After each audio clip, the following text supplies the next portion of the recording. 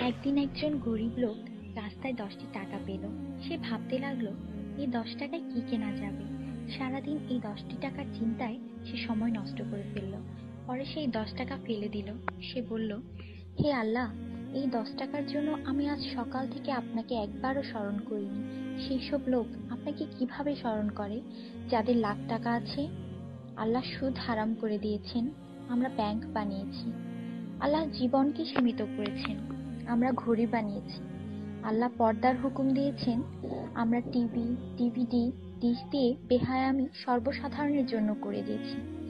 আল্লাহ বলেন, কোরআনে তোমাদের সফলতা, আমরা অক্সফোর্ডের বইকে সফলতা বানিয়ে নিয়েছি। আল্লাহ মিথ্যা বলা নিষেধ করেছেন, আর আমরা এপ্রিল ফুল পালন করা শুরু করে দিয়েছি। আল্লাহ বৃদ্ধ বয়সে মা বাবার সেবা করতে বলেছেন, আমরা বৃদ্ধাশ্রম বানিয়ে ফেলেছি। আজ মুসলমান এই জন্য দুশ্চিন্তায় যে যাকে খুশি করার তাকেই তো রাগিয়ে ফেলেছি। দয়া করে সবাইকে ফরওয়ার্ড করুন, কারণ নেকির দাওয়াত দেওয়ায় নেকিকারীর সমান সওয়াব পাওয়া যায়।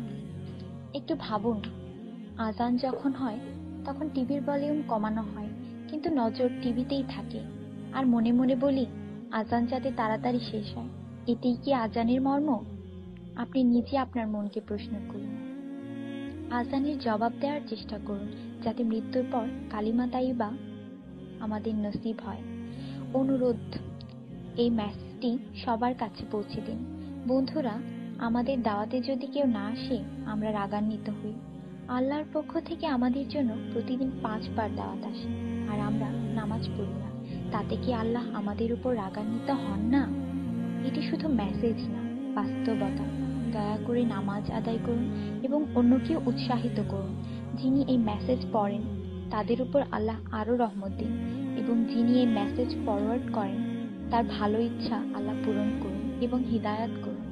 নামাজের চিন্তা করুন, ব্যালেন্সের না। আজান শুনে উঠুন রিংটোনের মতো।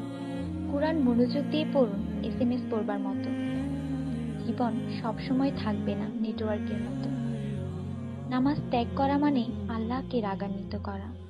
ফজর 6 মিনিট, জোহর 15 মিনিট, আসর 8 মিনিট, মাগরিব 10 মিনিট, এশা 18 মিনিট, মোট 57 মিনিট। 80% লোক এই মেসেজ ফরওয়ার্ড করে না। দয়া করে আপনি করুন। আল্লাহ সবার মঙ্গল করুন। আমিন।